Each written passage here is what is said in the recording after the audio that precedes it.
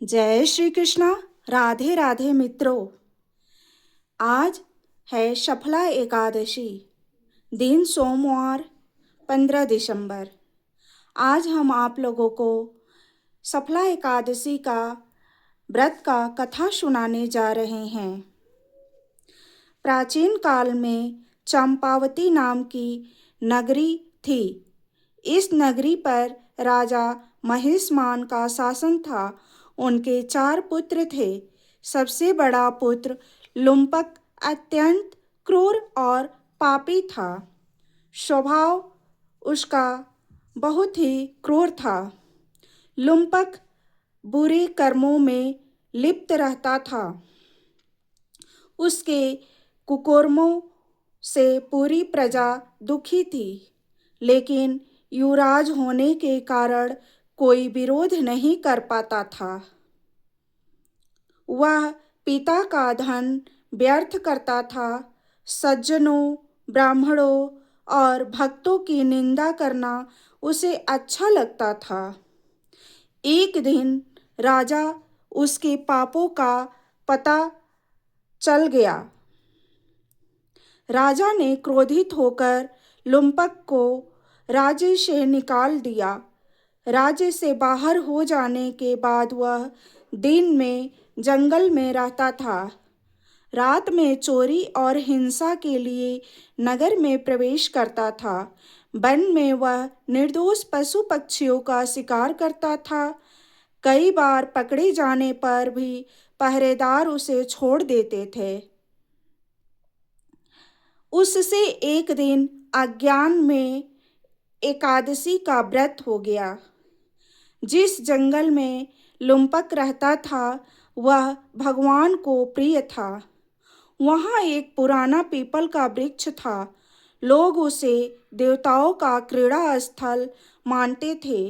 पौष मास के कृष्ण पक्ष की दशमी को लुम्पक ठंड से बेहोश हो गया। उसके पास पहनने को वस्त्र नहीं थे। पूरी रात वह पीड़ा में पड़ा रहा। दिन में भी नहीं आई, नींद भी नहीं आई। अगले दिन एकादशी थी। दोपहर तक वह अचेत ही रहा। सूरज की गर्मी से उसे होश आया। वह भोजन की तलाश में निकला।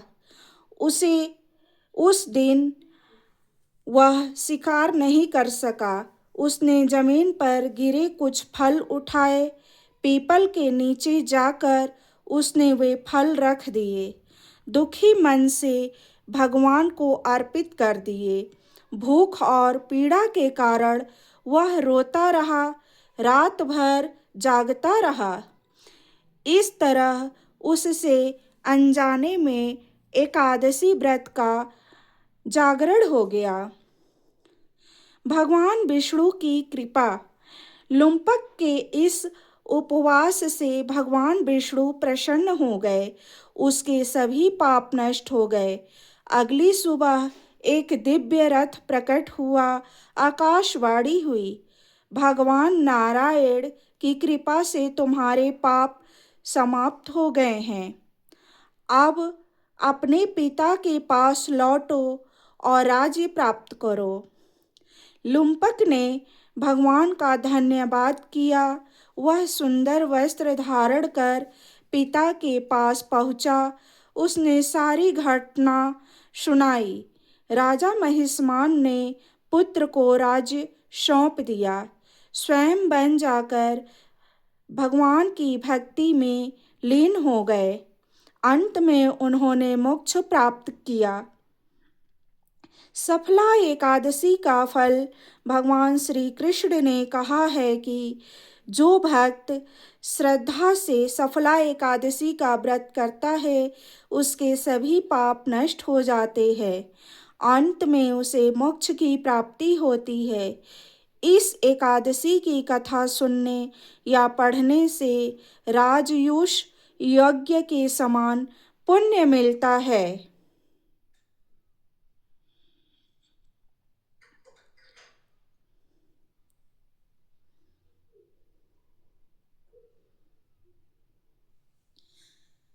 राधे राधे।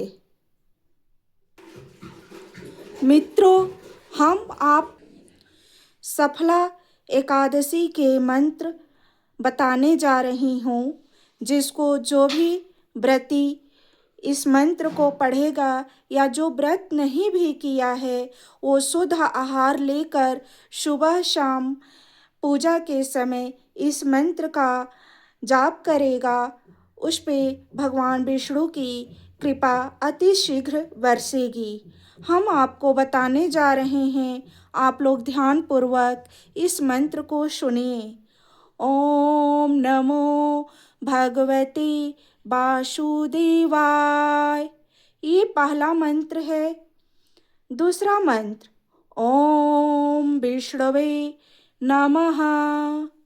तीसरा मंत्र ओम श्रीं लक्ष्मी नारायणाभ्यां नमः। चौथा मंत्र ओम नारायणाय विद्महे वासुदेवाय धीमहि तन्नो विष्णुः प्रचोदयात्।